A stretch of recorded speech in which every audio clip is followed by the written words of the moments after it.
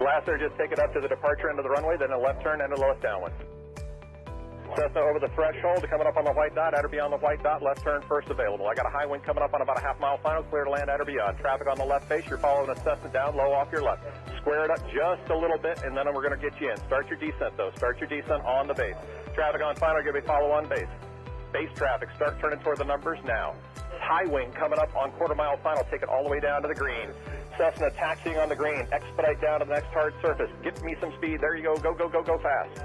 This is going to be good. I got traffic on a mile final, you're following traffic ahead and to your right. High wing coming up on the threshold, take it all the way down to the green dot.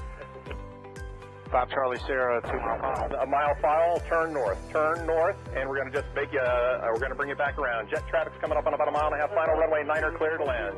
Okay, all right, let's listen up, guys. If you're on final for runway 9, I want you to offset to the left. I got a jet that's landing on runway 9. The jet's cleared to land runway 9 if you can make it. If not, just continue straight ahead. It looks like you're going around for the jet.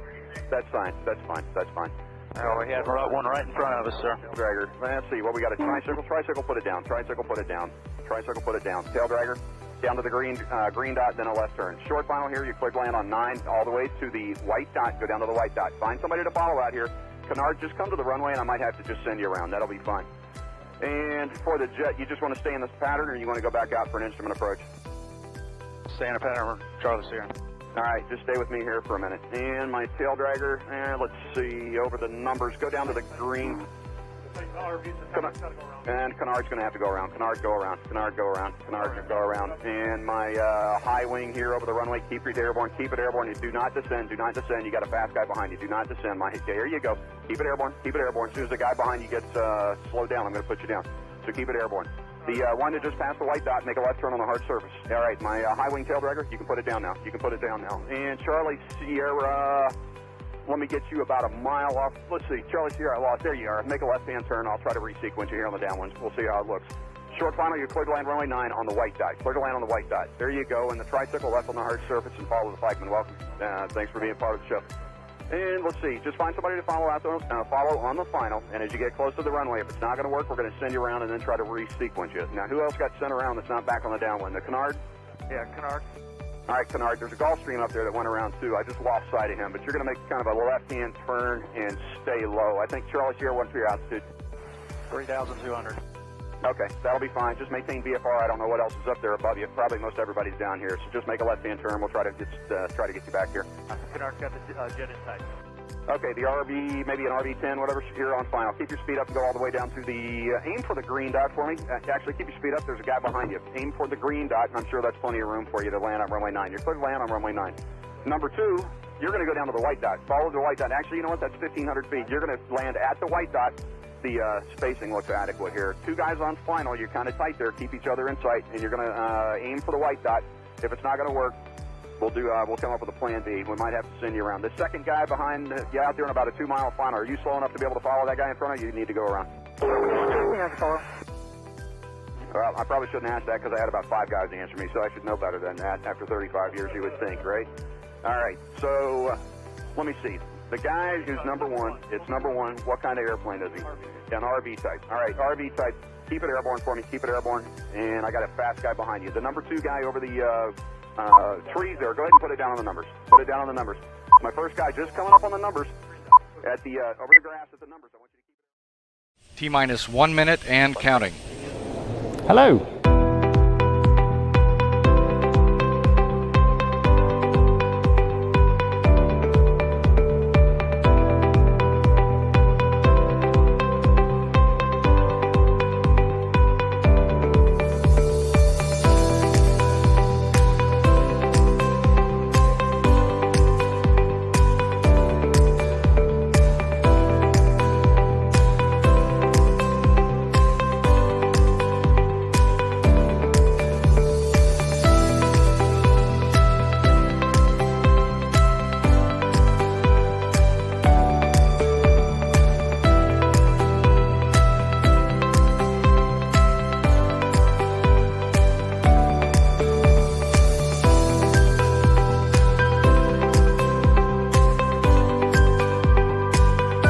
Four, three, two, one. Hello, hello, hello, hello, I'm not quite sure what happened there. It all got a little bit manic towards the end. We were just chatting away nicely with Sebastian, who's in the green room waiting patiently, and then all of a sudden we were, oh my God, there's 10 seconds to go. We better run that. And then there was a message I've just got from Ed saying, I'm eating my dinner. And then a message from Johnny going, my tumble dryer's broken and taken the electricity out. And I was like, oh no. We're all here now.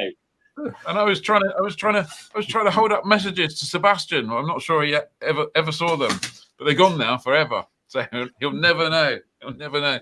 But we're all here now. So anyway, welcome. What an absolutely gorgeous bloody day it's been somewhere, just not here. It was grim, wasn't it? We'll find out a bit later whether we got more grim to come or less grim to come, courtesy of Simon, who's on a recording. But we'll get to that in a minute. Okay, first things first. Big thanks to Sky Demon for sponsoring the live stream. Thank you very much, Sky Demon. And here is your weekly tip from Mr. Sky Demon himself. Hi, I'm Tim from Sky Demon. Welcome to today's top tip. Sometimes you might want to find an airfield based on what sort of fuel it has or the price of the fuel. Press Find a Destination and then switch to Fuel Availability here. I'm going to hide this and zoom out a bit so we can see lots of information. You can see here we've got Avgas 100LL turned on, and all these places on the map that have the fuel are shown with little speech bubbles. The cheapest prices are in green, and the most expensive prices are in red. If you want, you can turn on UL91 as well, and you'll see those additionally highlighted in the speech bubbles. For more information on any of our features, go to skydemon.aero and choose Help and Support.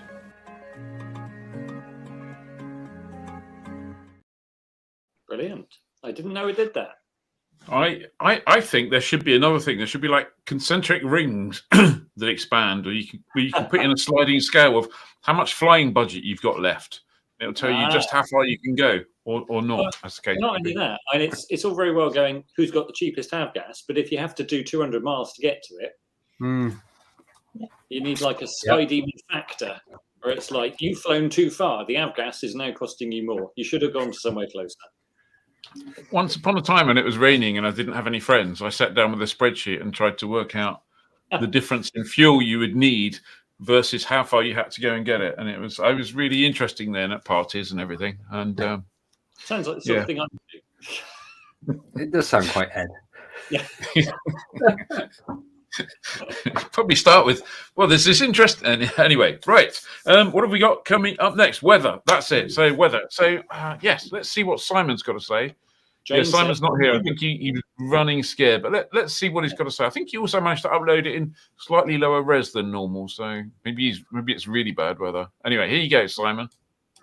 Hi everyone, hope that you're well this evening. Unfortunately, live Simon isn't available, so recorded Simon will have to do. I hope you'll excuse me for this week. I'll be back with you live next week. If you're planning on flying this weekend, it's a getting better sort of weekend, and even into the early stage of next week, there's some decent windows for flying. So perhaps if you want to spend some of those brownie points late in the weekend, maybe a time to be thinking about doing it.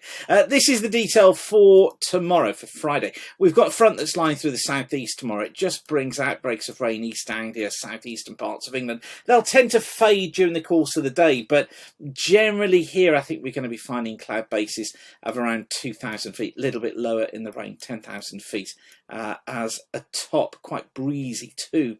Across much of the rest of England and Wales, the morning actually starts off fair and it stays okay for much of eastern parts of England, for much of eastern Scotland throughout the day. However, showers are going to be bubbling up across southwest England, southern parts of Wales, the Midlands, into northwest England through the course of the morning and into the afternoon. And in these areas, we are going to go marginal during the afternoon.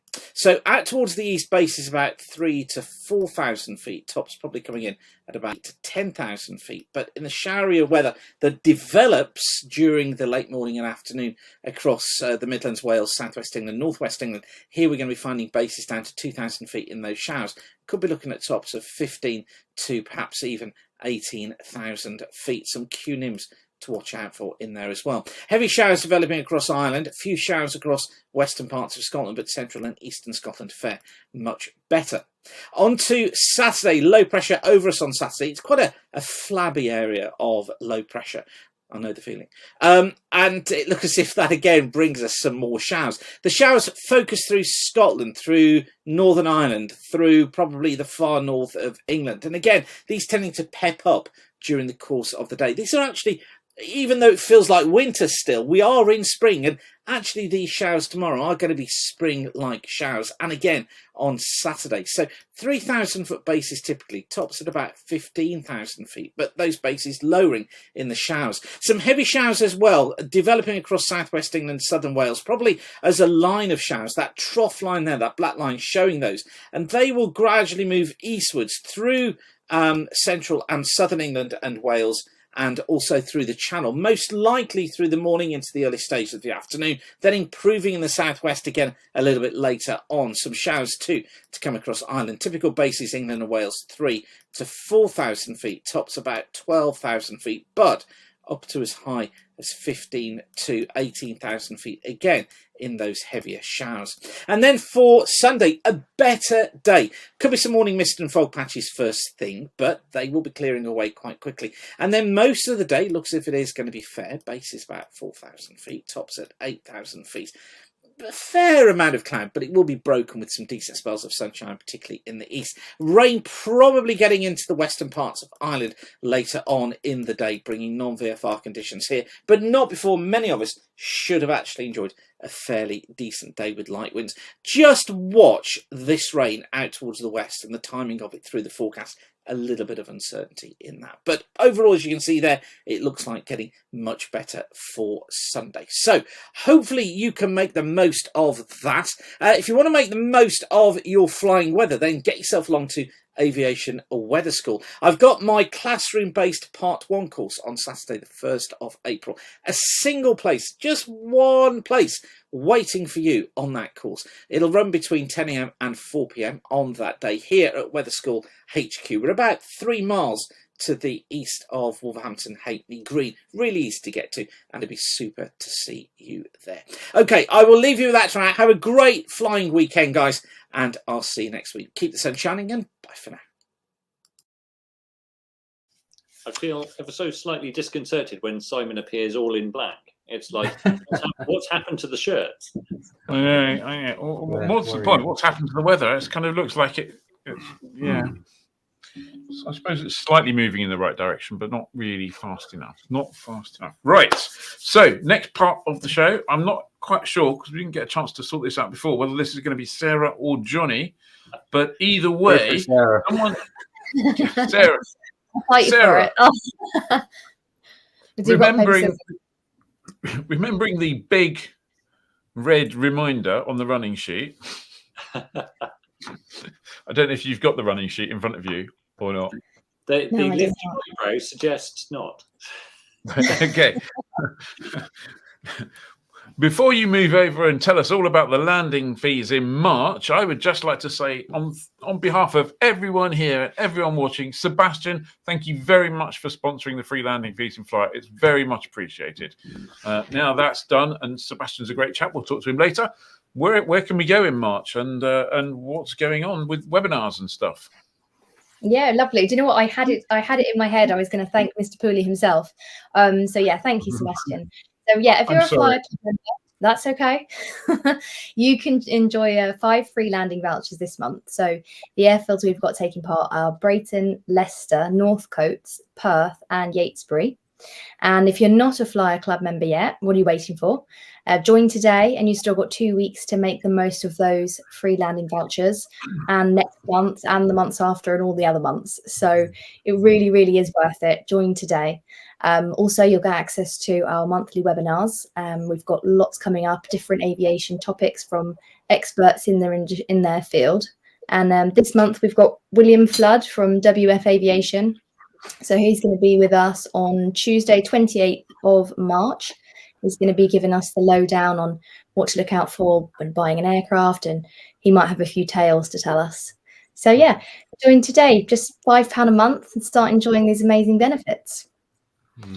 I think that Will Flood talk it runs the risk of running over because how do you know? Will's got quite a lot to say, and he's a great storyteller, I think. He really is. He's great to listen to. Yeah, no, absolutely. Good. Wow, I look forward to that. What else have we got here? I think if we got a Fly 2023 update, and if we haven't, we should be thanking U Avionics, Continental and Bose for supporting Fly 2023, which is about flying 2023 minutes, but visiting 23 new airfields. We already know that Mark Saunders is stonking ahead in that at the moment, mainly because Paul Cadell's away on holiday. Otherwise, he'd have probably done it already. Johnny, do you want to appeal for anything on that? Well, use your free landing vouchers. That's a really easy way of racking up some new airfields and some flying time. So, kickstart. And obviously this weekend, not much is going to happen. But when spring does arrive, then print your vouchers off and get visiting airfields. And don't forget, there's a forum thread dedicated to all your adventures. So find out what other people are doing and add your own adventures there. Yeah, and when the weather gets a bit better, pop down and see us at an airfield around here and let us know. We'll see if we can't organise an impromptu cup of tea or something. You never know. Cool. Right. Is it news time? I think it must be news time.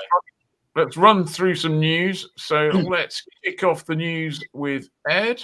It's me, and you'd have to have been under a rock to have missed the main news this week, and that's Red Bull scoring its bullseye. So this, obviously, in the world of publicity, Red Bull are masters of getting their name seen. And on Tuesday this week, they got plenty of that when they made a dramatic landing of a modified carbon cub on the 27-meter wide helipad on the 7-star Burj Al Arab hotel in Dubai. So that's 700 feet up on the 56th floor. The aircraft was flown by ex-Red Bull Air Race pilot Luke Spieler. And in the months preceding the attempt, Red Bull and Cub crafters approached the only man you would for such a crazy Cub modification program, and that was Mike Patey of Draco and Scrappy fame. Extensive modifications took place for weight reduction and to move the aircraft's C of G further aft, so Luke could really be heavy on the brakes without putting the Cub on its nose. Having landed successfully after a couple of attempts, Luke then again with some power boosting nitrous oxide. He meant that he made extreme short strip operation look dead easy. So there's a whole bunch of videos circulating on the web. If we thought about it, we should have had a clip. So, I did think about it. I looked at it. There was some music, and I thought we're going to get stung for copyright and all sorts of stuff like that. So there's tons and tons of it out on the web. So go take a look. It was all a bit of a surprise, wasn't it? Given that it had been working on it for 2 weeks. It had happened that morning as well, hadn't it? Because I thought it's one of these things where, because Mike had posted on his Facebook page last week, and he was clearly away in a country with his wife. And then it turned out it had happened on the Tuesday morning, so they were really quick in turning everything around. So yeah, well, I think it was a 2-year project. So here's a trivia question for you. Yep. I believe this to be true. Where did Luke get his PPL? Ooh. Oh, it's gonna be somewhere like Blackbush or somewhere in the UK. I'm going for Falcon Flying Services at Biggin Hill, where he also did an apprenticeship. There you go. Okay, that's very cool. Nice. Amazing. Yep, that is pretty cool, isn't it? Yeah. But clearly it was definitely one of those things where you didn't want to land. You could land long, that's fine. Go around again after falling off the edge, but don't land short, because landing short was no option. Practice an awful lot of practice landings onto a circle drawn on concrete. If you watch the videos, I think they had something like 50 landings, and every so often there would be one that was off the circle, and it's like, we need to make sure this is definitely all on target. So I think he said he did 650 in total. Yeah, and actually his successful landing on the pad, Mike walked out to the pad afterwards, and they'd covered the edges of the pad so that you can't drop the wheels in it, and but there were 2 big black tire marks perfectly on the outer rim. I think they painted those on beforehand. I don't think he did that at all, to be honest. Very, very impressive stuff. So it was. And I'll tell you some of the impressive stuff. I watched some of the other, apart from that video, which is clearly super polished Red Bull Right, yeah, okay. Mike Patey spent 2 years making this airplane as light as he possibly could, and then Red Bull come along and stick 500 kilos of cameras all over it, probably. Yeah. But there's a huge amount of technical stuff that went before, which was really interesting for nerdy people like me. I thought that was pretty good. So, quick hands up here. Who's been to that hotel? I've seen it. Yeah, seen it. Did you land on the helipad?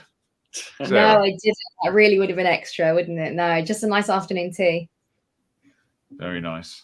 Very nice. Yeah. Well, if you find yourself there again, see if you can borrow an airplane. Take the Eurofox. It's kind of similar.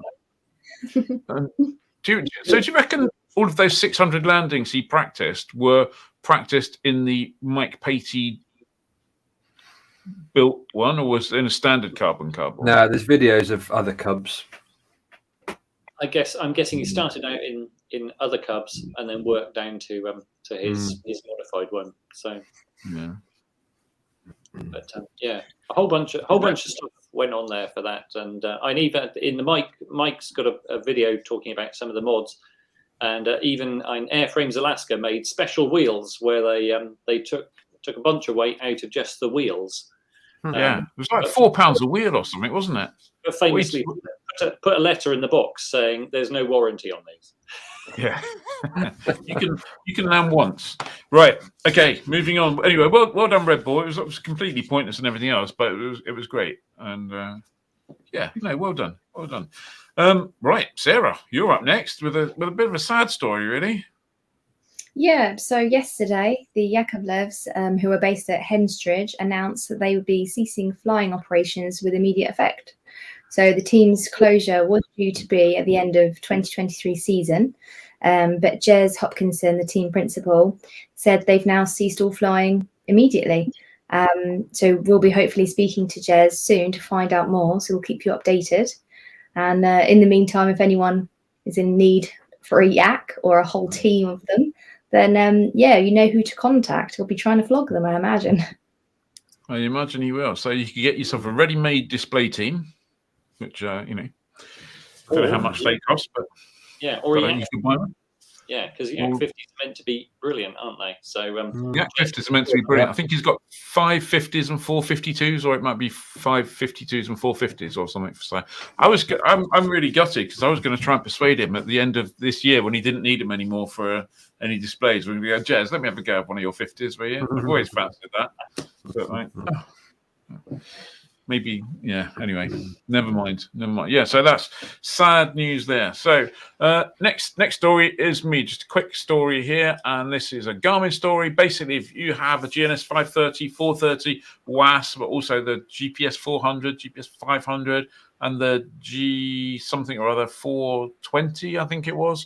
There's a couple of things listed in the service bulletin, but basically they've been around for 25 years now, and they're effectively running out of parts to keep repairing them. So they think they'll be able to support them until about 2024, but from 2024 it will become increasingly difficult. They'll carry on until they kind of run out of bits, but until 2020, after that, you can't be sure of being able to get them repaired. So the message clearly is either make sure they don't break, or think about what you're going to do if they do, and then think about what you're going to do to replace them with, I guess. I mean, it's amazing to think that that's 25 years that they've been around, and 25 years is actually quite a long time to support an electronics product, really. It is.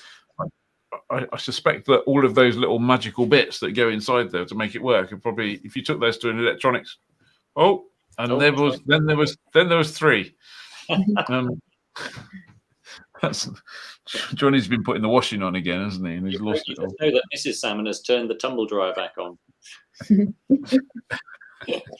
And anyway, get your Garmin 435/30 fixed, which brings us to the Johnny Salmon story. He knew about it, didn't he? Well, I tell you what, I'll fill for Johnny while he's rebooting his house, putting 50p back in. Yes, and that is so. Has anyone noticed that Bose, makers of brilliant ANR headsets, they've started teasing what looks like is going to be a new Bose headset. And there's a promised reveal on the 28th of March, which just funnily enough happens to be the opening day of Sun and Fun. Now, it's been 13 years since Bose launched the A20, and it's been a firm favourite premium A&R headset for many pilots. So any guesses on what they could be bringing us? It's Bose, so it's going to be brilliant A&R performance, but who knows? I'm guessing maybe after seeing some of the other things. If you look at this picture closely, yeah, you can't definitely say that that's a headset. That could be... Yeah, you know what it could be? Because one thing that's really expensive now is oil filters. Maybe Bose is bringing their own oil filters out. Well, you think your Bose headset will also filter your oil? Yeah. It could be a new tumble dryer, Johnny. Right? No, I mean, yeah, I can see what you're saying, but they're not obvious. Well, you never know. I think there's enough wiggle room in there to keep the mystery going a bit. But the 28th. So did you already say the 28th? That date spookily coincides with the first day of Sun and Fun, doesn't it? Yeah. So it looks like new Bose headset on the way. It's there was another picture, I think, on Bose's Instagram feed that had a slight video, and that made that there was a very definite ear cup looking picture in that as well in the Bose thing. So yeah, well, I mean, I'm going to guess, I'm going to take a guess that Sebastian Pooley there knows quite a lot about it, but I'm also going to take a guess that he'll be absolutely sworn to secrecy and won't say a word. If we ask him about that, he'll say, if I tell you, I'll have to kill you. I'll have to kill you. Yeah, indeed. So who knows? Who knows? I guess. Johnny. Right, back to my... Sorry about that. That wasn't even the tumble dry. So Scampton, which we spoke about last week, and the story back then was that the airfield was going to stay operational. There were going to be all sorts of heritage bits and pieces, as well as some commercial development and residential stuff. There's been news and talk and rumours about the Home Office taking it over for a detention centre. And James Holland, the sort of TV/podcast historian, has been tweeting a lot about it and sort of drumming up a bit of support for a campaign. And there is a petition, which we've got the link for in the document, which we can share shortly. But yesterday, James Holland said that he'd spoken to West Lindsey District Council and they are expecting an announcement from the Home Office on Monday about Scampton. So who knows what's going to happen? But if you can, do sign the petition. I think there was also a piece on the BBC website talking about someone having spotted adverts that Serco had placed for accommodation officers. Yeah. So I guess we'll find out. There are also plenty of reports saying that Scampton and the kind of the fabric of Scampton, not the runway part of the fabric, but the building part and everything else, was actually looking pretty shoddy at the moment. So it's kind of ripe for a complete refurb, rebuild, and everything else. And I think it would be absolutely amazing if that runway remains there and open. Definitely. But I think clearly, I think I've seen figures of 300 million mentioned. Clearly, no one's going to be spending 300 million just to create a heritage centre and a runway. It'll be paid for through property, and then we'll see. Talking of which, there's some. I'm not sure if I included in this. No, I haven't included this because it's probably next week's news. So we'll have more on it next week because we don't know much more about it at the moment. But on Tuesday, in Old Sarum, the village of Old Sarum, in a cafe, there's a kind of afternoon exposition of some new plans for Old Sarum. So they haven't sort of gone through and been approved or anything yet, but they'll be available for viewing. So hopefully we'll find out more about that next week. We'll be able to download them online and see what they got planned for Old Sarum, see whether the runway survives the plans there, which hopefully it does. Not that any of us can use it at the moment, but there you go. Right. Tell us about Sorry? Tell us about me again. Compton Abbas, yeah, sorry. Here's Compton Abbas, just in case you weren't sure. I'm going to rattle through this quickly because we need to get Sebastian on shortly. But basically, Compton Abbas was going to be closed for February, opening in March after they'd done some refurbs.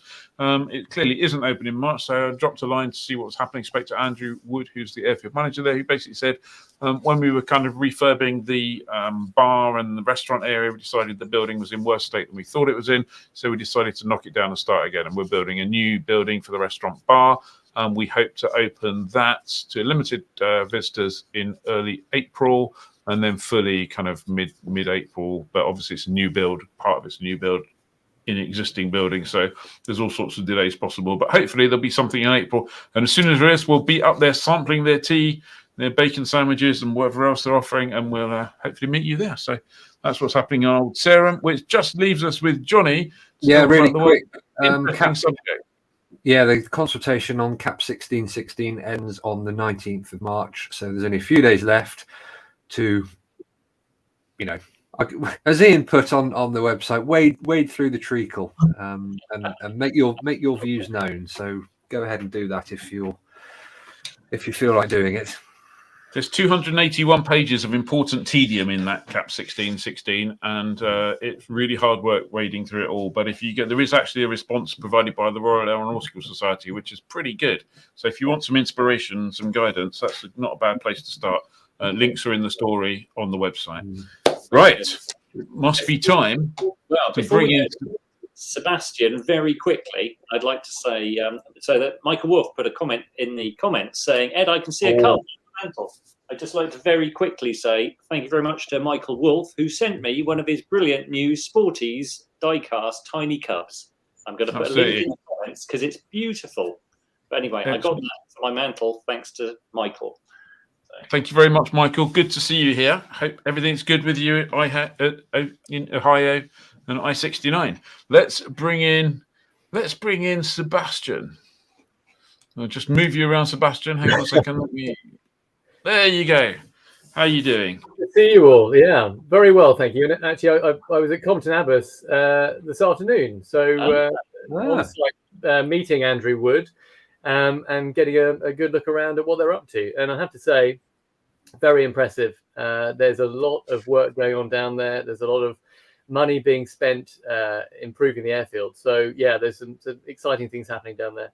And it'll still be the venue for your flying this year? Well, that was the reason for the trip down there. And yes, we're going to be hosting the Pooley's Air Day down there on the weekend of the 13th, 14th of May. Yeah, but you were talking about sampling the tea. Turns out, I found out today, Mr. Guy Ritchie has a brewery. So there will also be Guy Ritchie beers on tap to sample as well. But yeah, it's pretty exciting. That sounds pretty good. Right, before we move on, let me just introduce you. Sebastian, meet Michael. Michael's in the comments. Michael, meet Sebastian. Michael is the president of Sporties, and Sebastian is the president of, president, CEO, king, tea maker of Pooley's. But for anybody else, Sebastian Pooley is these days Pooley's, and he is, I think, without a doubt, the nicest person in general aviation in the UK, I have to say. I'm not just saying it because he's here. He's a genuinely top chap. Sebastian, it's an absolute pleasure having you along. I think we've spoken to you before. We've been through all the kind of flying stuff. This time, we want to talk about a competition that many people know well, but even more people don't know hardly at all. But it's been around for a while. Talk to us a little bit about Dawn to Dusk and how the Dawn to Dusk competition got and when it got started, and some of its famous hanger-ons. Yeah, absolutely. So the competition was actually sort of come up with it, if you like, in 1963. So 60 years ago this year, and it was an idea that the Duke of Edinburgh, Prince Philip, came up with in association with Norman Jones. He was the chairman of the Tiger Club. And the idea, or the original idea, was that you would fly from the home of the Tiger Club in those days, which was Red Hill, on the longest day of the year, and you'd see just how far you could get, and you'd have to fly back to Red Hill.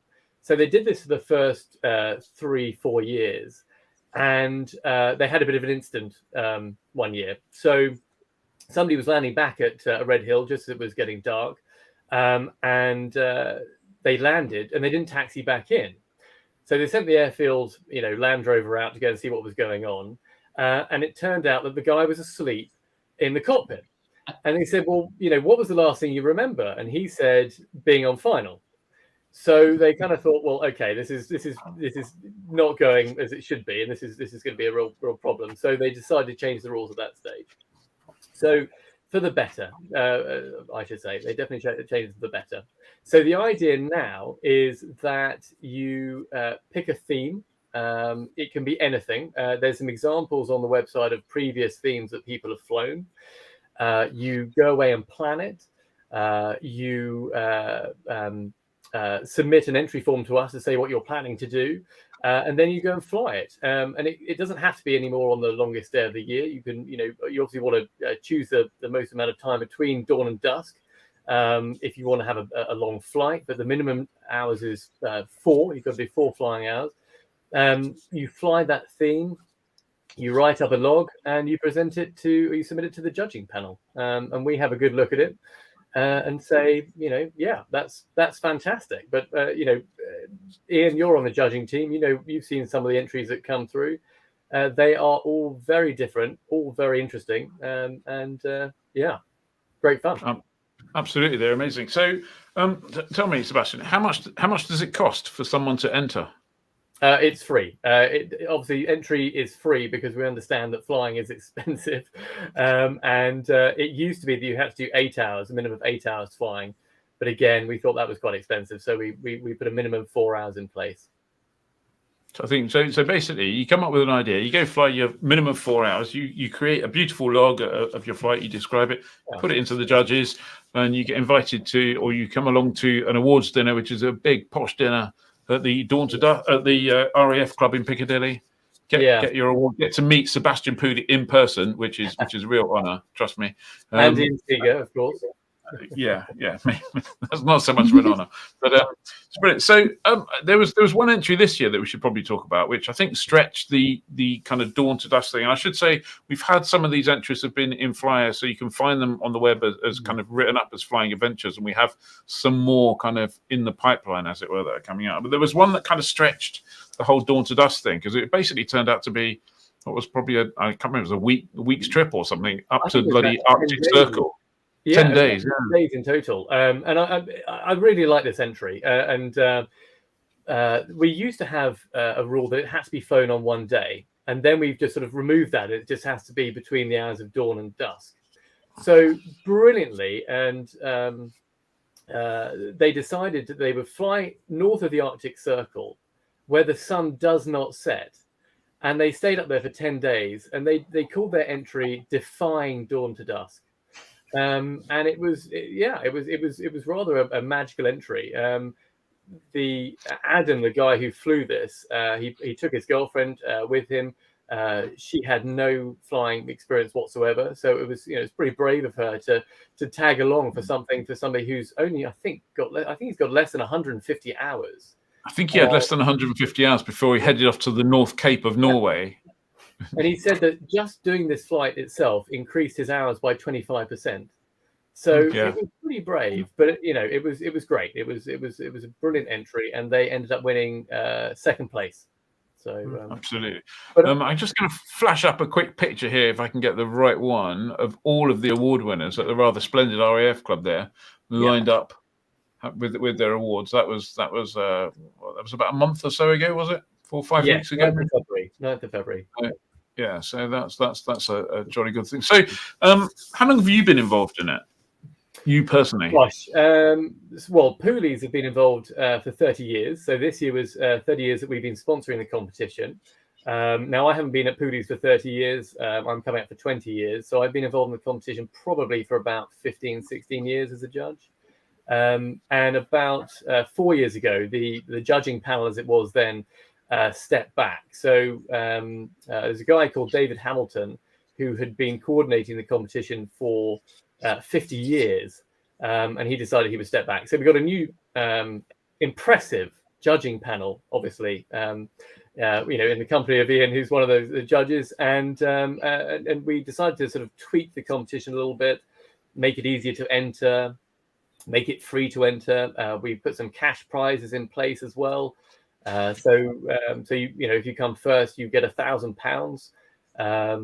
Second place is 500. Third place is 250. So yeah, we're very lucky to have some other companies. One of our sponsors is Sky Demon, and they sponsored one of the prizes. And Tim Dawson, managing director at Sky Demon, is one of our other judges.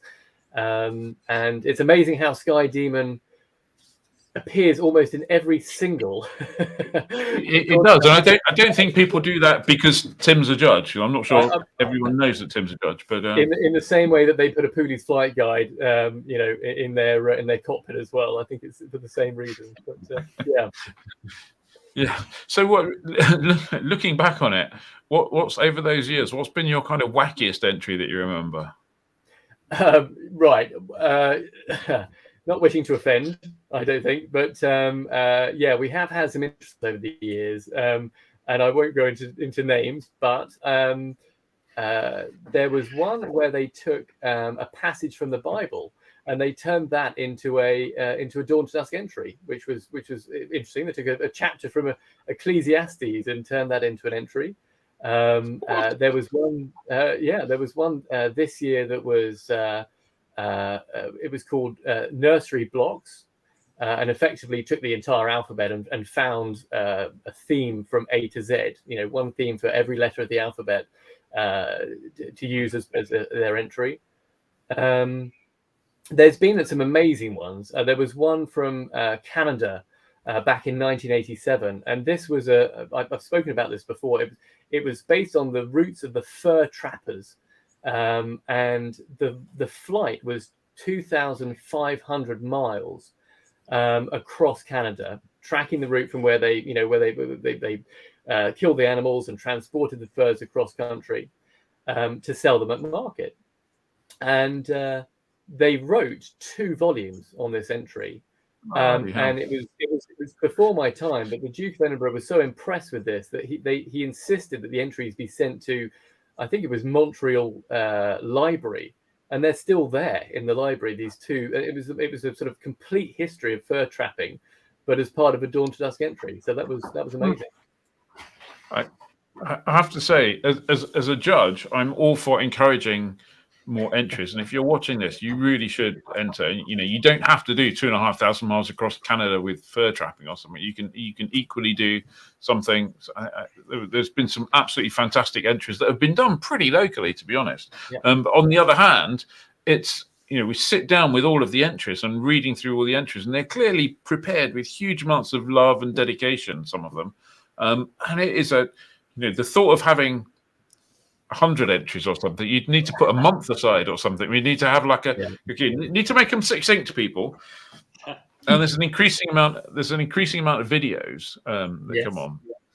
And there was one particular video which was about landing in many airfields in a day, but was spiced up by lots of cheese jokes. You wouldn't think there was that many cheese jokes, and they go through this kind of, that's a bit cheesy, and it just gets a bit, oh my God, we're not going to put up with another 5 minutes. And then it becomes really funny at the end of it, probably because you're going mad or something. But on a serious note, I'll take you up on that point, Ian, about, it doesn't have to be a huge entry. You don't have to fly to the Arctic Circle. You do not have to fly across Canada.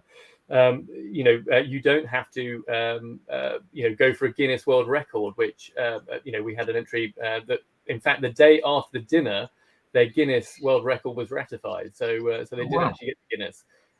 They landed 118 airfields in 24 hours, so that was impressive. Wow. But as you say, the winning entry this year was in somebody's backyard. It was flying around Devon and Cornwall, taking in the lighthouses around the coast. But despite being what you say a fairly simple theme, something quite simple to fly, the amount of effort that went into it, and the planning and the threat and error management that they looked at every single aspect of this flight, and it was just a superb entry. So very well deserved win. Yeah, no, absolutely. What tips would you give people who are first time entrants? We'd really like to get some first time entrants, and there's a whole load of people watching this who'll be thinking, we must enter, we must go and get go for a drink at the RAF club. Yeah, definitely. Well, first things first, go onto the website. There's a whole section of Dawn to Dusk on the Pooley's website to have a look at. So you can look at previous themes that people have flown, get an idea of what what people have done in the past. The biggest question that I get asked is, how do I know that my theme is original? It's quite possible that somebody might fly a theme that's very similar to one that's been done in the past. But to be honest, if it's your take on that flight, then it's going to be original. The way that you fly it, the aircraft that you use, it's going to make it an original entry. So don't worry about that. Read up on, as I say, what people have done before, get some inspiration, contact me, email inquiries at pooleysdawntodusk.com, if you've got any questions. And what we love about this competition is it is an opportunity to go out and do some flying. So, people are often wondering, well, what can I do next? How can I challenge myself? And I think this competition is absolutely, what it's about. Expand your flying horizons, do something different, and eventually we'll do something that is fun and that you're going to enjoy. That's what it's all about. I think the other thing that I'd also say is you don't have to, clearly you don't have to do it on your own. There are solo entries, yes, indeed, and there are entries in gyros, there are entries in helicopters. I don't think I've seen an entry in a glider yet, but here's a winner of a group: Amy Whitwick and the Wessex Strut and the Art Squad. So I think this is the third year now that Amy has got involved in the competition. And what I love about Amy is the fact that she is encouraging more and more people to get involved in the competition. And we had 2 entries, actually, didn't we, from her this year? One was a portrait of the Queen, which was, to celebrate her Platinum Jubilee. And she brought in a whole raft of different people to fly different elements of the picture, of the drawing. They did not know what they were drawing until everything came together, and they had a club night. The Wessex Strut had a club night, and she brought it all together, and I think they were absolutely bowled over with actually what they'd achieved. And I have already seen, I think it's in the LAA magazine, their plans for this year for something even bigger and better. For me, again, that's what the competition is all about. It's all about bringing people in and getting them to experience and do different things with their flying. Yeah, no, there's huge amounts of imagination. If you've got just a modicum of imagination, it would be really good to have you along. Right. Is there anything else you want to say about Dawn to Dusk before we get on to another subject? Well, the only other thing about Dawn to Dusk is it is an international competition. So, we've had entries from Australia, from Canada. We had one from Spain last year. So, for those international viewers of the Fly live stream, please, we'd love to hear from you as well. Even in America? Even in America, absolutely. Please do spread the word. Okay, well, that would be great. Right, so here's the next subject then, Sebastian. What do you think? What do you think Bose are teasing in their adverts? Yes, I think Ed had it quite right. If I told you, I'd have to kill you. But it's really not that far off. And if you look on our website, there's actually a bit more of the teaser than the image that you showed earlier. Okay, this was the image. This is from Bose's website. So it's clearly I think you've taken a couple of teaser images and combined them together, so you definitely get a better view of the cup. And it's not an oil funnel or an oil filter for sure. But as you say, Bose have not released a new headset. I'm not saying it is a new headset, of course, but they've not released a new product or new. Sorry, that's not true, because they've released the ProFlight, but they've not released anything to succeed the A20 in 13 years. So who knows what it might be.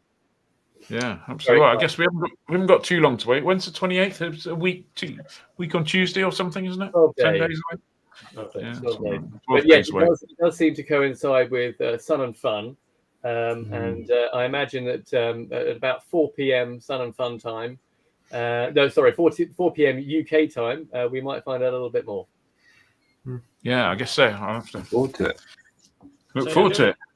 Yeah, going back to Dawn to Dusk very quickly, Steve Newjam asked a question. For us night IFR guys, could we do dusk till dawn on the same day. It's about 7 hours 20 minutes. Well, we've never had a dusk till dawn entry, so the judges are always interested in new ideas. So why not? Yeah, I think.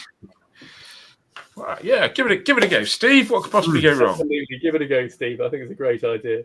I think as Ian said, we're very keen on encouraging as many entries as possible. But my speech takes me about 2 days to write before we go to that dinner. So I think we had 11 entries last year. So let's not get too many, but let's encourage as many people as possible if that's all right. Talking of which, what's the deadline for entry? So you're going to get the logs to me at our offices at Elstree by the end of September. Okay. But there's, for those who want to enter, there is a form on our website. You fill that in first. You'll then be sent a more sort of detailed application form.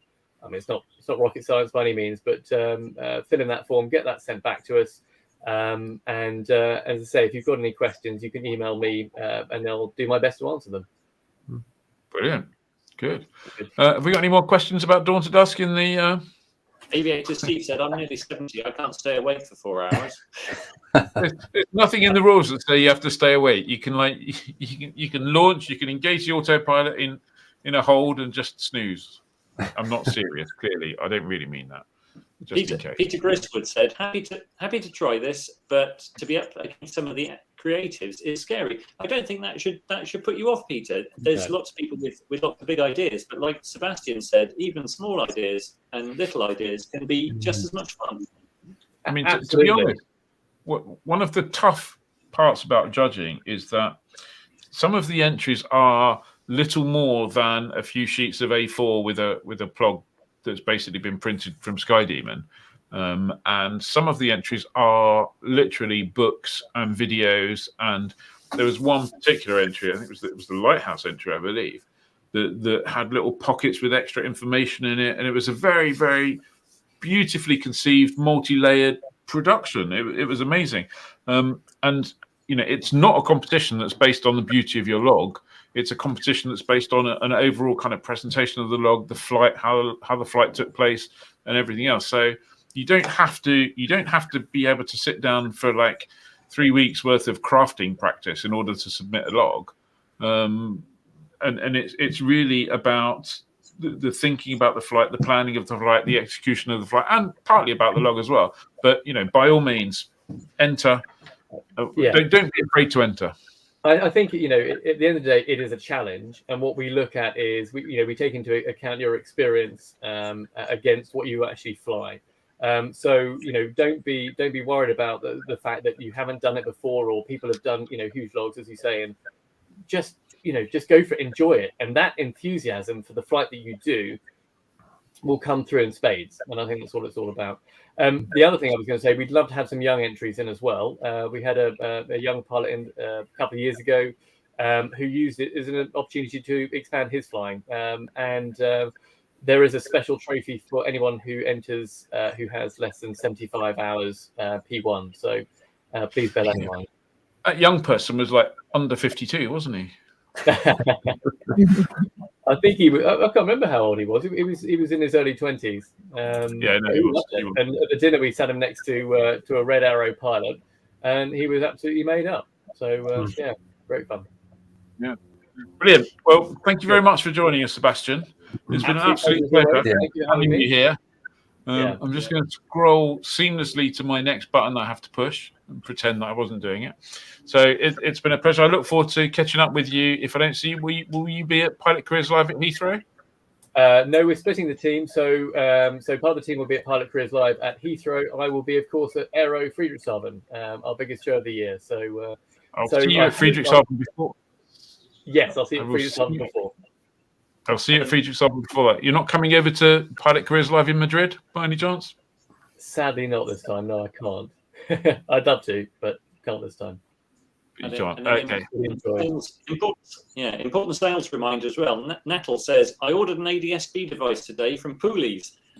It's a reminder that the cut-off to claim funds from the CA is the 31st of March. So So Sebastian is your man. If you need an ADSB device before the end of March, use your Flyer Club discount to get 5% off as well.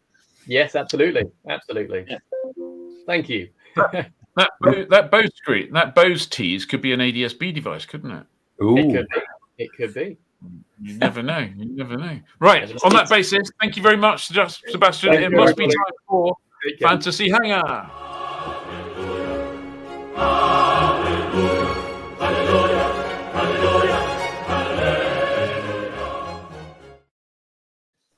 Brilliant. Such a nice guy. Yeah, he is. Bloody nice chap. Right, Ed. So, Fancy Hangar this week, inspired by the Red Bull landing of a Carbon Cub on the Burj Al Arab Hotel helipad. We thought, hey, if we could borrow the Mike 80 modified Cub to fly ourselves, what tiny space might we challenge ourselves to land and take off in? So, who's first? Well, it's actually Sarah, but that seems a little bit cruel to make Sarah go first. And I know what some of the other entries are this week, to be honest. So I'm gonna jump in there and take one for the team, because I thought mine was brilliant until I saw everybody else's.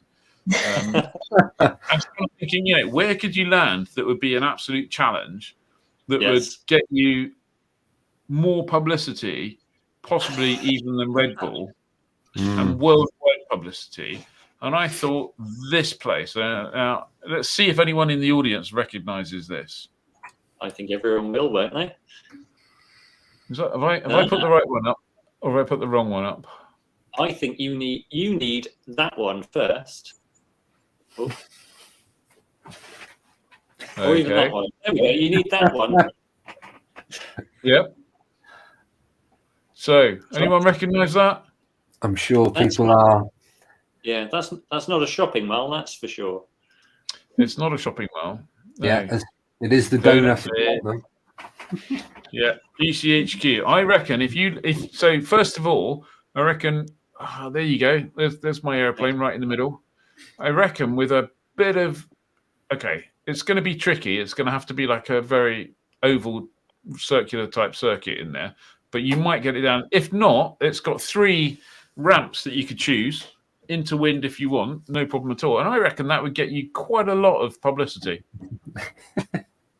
So that when Red Bull phone me up and say, Ian, would you like to borrow the special Carbon Cub for a week? I'll say, yes, please. If you can deliver it to Gloucester, that'll be perfect. And I can just go do some practice. Yeah, I measured so that the internal space there is 82 meters, which is a lot bigger than the 27 meters of the Red Bull Bullseye helicopter pad. But I think you add in a certain factor. I didn't really want to go Googling how tall is GCHQ because I felt sure that I'd all my internet traffic monitored. But is that why you kept going offline earlier? That's probably what was happening. They're watching. John Milner's very trying to hammer home the point here in all capital letters. First time. That's okay. That's okay. It's not the end of the world, is it? But well, I presume. Yeah, Mr. Seeger, here's this sports bag. See if you can climb in it. Steve Baker says GCHQ on the image. I hadn't noticed that. I thought I'd managed to remove that. Oh. Okay, fair enough. Right, moving on. Sarah, you're gonna have to jump in now. It's your turn. Yeah, no worries. Yeah, this was a hard one actually, but I was thinking, where do I really, really want to land? And there's one place that I've wanted to land at for a few years now, and it's actually the field at my children's school. So I just have this dream of one day landing there on like last day of term, nice sunny day, last day of term as a treat, and then taking them for a flight. And I've looked at that field and I've sized it up many times. So that is where I'd go. Yeah, it's 177 meters, Sarah. So I that's in comparison to the Red Bull thing. This is enormous. It's like Heathrow. It is. It's got really high trees all the way around it, though. That's the only issue. But so you add your different. Yeah. You've got quite young kids, clearly, and I've got quite old kids who are definitely grown up. And there's a time when they're really young, when flying and everything is quite cool, and then there's a time when they get a bit older. It's like, oh, do you have to go flying again? Kind of thing. Do you know what? I actually told my daughter this evening, and she was like, "Oh, Mum, that'd be so embarrassing." I was like, "No, you're only 7. We're not there." It would be cool for sure. I know, that's it. I've got a t-shirt and it says, "I'm not a regular mum, I'm a cool mum," and I'd be donning that. Yeah, and they'd probably go, "Mum, don't you dare turn up with a nose wheel." Yeah. That's what I hope they'd say. I'd be like, "Yes, I've raised them correctly." I was thinking about that when I was writing the first news story. You go, I wonder why they didn't use a carbon cub, a Cubcrafters NX Cub. They could have done it with the nose wheel and got even more braking, but it would have been like, yeah. They wouldn't have had any likes though, would they? No. Luke would have said, "You must be joking." Really? Yeah, good point. Okay, who are we going to go for now? I think we go for Ed next. Oh, me. So I went for this. I thought, well, how about this? So this is the Arpo, which is a super yacht. And specifically, I went for the 27-meter foredeck, and this is a 115-meter long vessel. Now, I don't know about you, but aircraft carrier operations always look like they're lacking a bit in creature comforts. It's all a bit grey and steely. So I thought, here you go, a tiny personal aircraft carrier, and it's only made more fun for having a Cub parked on the nose. I'm really going to have to get in practice, though, because though a little bit of wind over the nose might help, but there's a guardrail I think I'm going to have to take down. But I thought this looks like fun. I could totally get behind this. As a side note, anyone like to guess how much it costs? You can rent this super yacht for a week. Can you? Yeah, for a week. Take a guess. Anyone like to guess how much it costs? I'm going to guess for a week. Yeah. Is it all inclusive? Do you think? No, it's this value plus expenses. Oh, in that case, probably I don't know, 175,000. Anyone else? I was going for 200. No. Sarah? I'd go probably £1 million. Well, Sarah's closest. It's £2.4 million per week. Whoa! What? To rent or to buy? To rent. Wow. That's quite a strong rental cost. What's that per meter, Ed? You can work that out. 150 meters by £2.4 million. That's 240,000. Yeah, still more than I have. Whose yacht is it? That's a good question. It's not an oligarch's. I know that, and I'm sure Google now, because I've been Googling for super yachts, Google's going to be targeting me with super yacht adverts. So Lyndon says that yacht would need to be going backwards. No, the deck is big enough, Lyndon. You could just park it and land straight on the nose. So just don't go around. Can I just say, the only reason I guess that high is that I've got a friend who's been working on a super yacht called the Octopus. It's a very famous one. If you type in on YouTube, you'll see it. And this super yacht she was working on actually had 2 hangars. It had one at the front, one at the back, with 2 resident squirrel helicopters. So, and I know how much the guests paid. So, yeah, that's why I went high. I find it hard to imagine spending that. Well, I find it hard to imagine saying I'll rent that for 100 grand for a week, to be honest. Not that I've got 100 grand, but that's probably why I find it hard to imagine, isn't it? Rich Kennedy says super yacht in GCHQ. Google. They're going to get you in right then. Johnny. Right, so I've gone a bit different to all of them. I've gone for this. Oh. This is Crazy Horse. This is the big memorial in South Dakota in the US. It's been in construction since 1948, and eventually it's going to depict a warrior on horseback pointing to his land, which is in whichever direction he's pointing. But the arm is about 50 meters long, which I think is plenty long enough to stick a carbon cub on. Obviously, it's a one way in, one way out, or otherwise you risk smashing straight into his face, which wouldn't probably end well. Hey, Johnny, just to prove it is.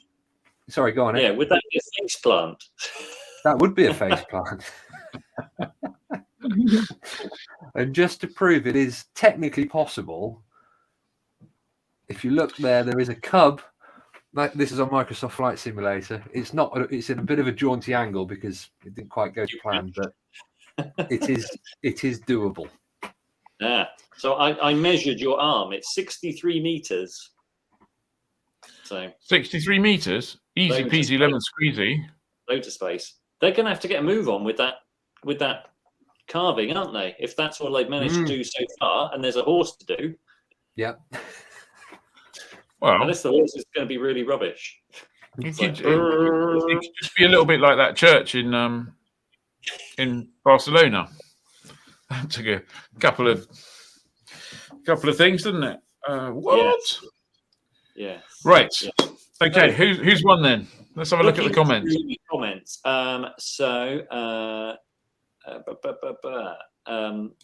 Ian, can he then fly straight out to the nearest prison? Peter Jeffcoat says, for maximum publicity, Heathrow. Lots of big space there, though. So too easy. Yeah. What else have we got? Oh, apparently Linda Griffith said it's the GCHQ's barbecue garden, so you could get a burger while you're there, Ian.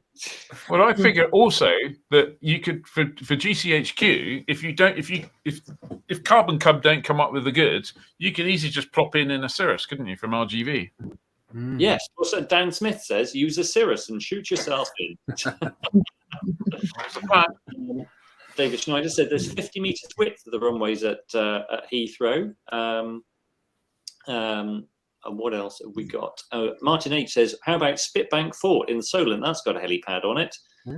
Apparently, Cat Burton says they looked at the NX Cub and it was too heavy. Okay. And ugly. Yeah, no one got close with the guessing the cost of the super yacht. Cat Burton said they needed 5 to 10 knots of headwind as well. Okay, so if my yacht steams slowly ahead and I make a slightly curving approach, maybe that would work. What else have we got? Johnny wins. It would appear your part complete sculpture. Nice. Is a good. Cat Burton says land in the hole. Yeah. 20 years to go, says Kath Burnham. Ian wins, but Dawn to Dusk will have to find a new judge, as we won't see him again. Nick Orchard, a winner, Dawn to Dusk winner there. Yeah, Annabelle C. How about landing Crazy Horse on Crazy Horse once, maybe? So yeah. But Paul Fraser Denison makes a good point. If you've ever walked up Helvellyn, there is a plaque at the top. It was the first ever mountain landing in the UK. By Bert Hinkler. Brilliant.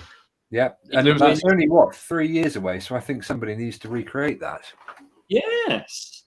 Yeah, I like that. Ian wins. There's an Ed wins. There we go.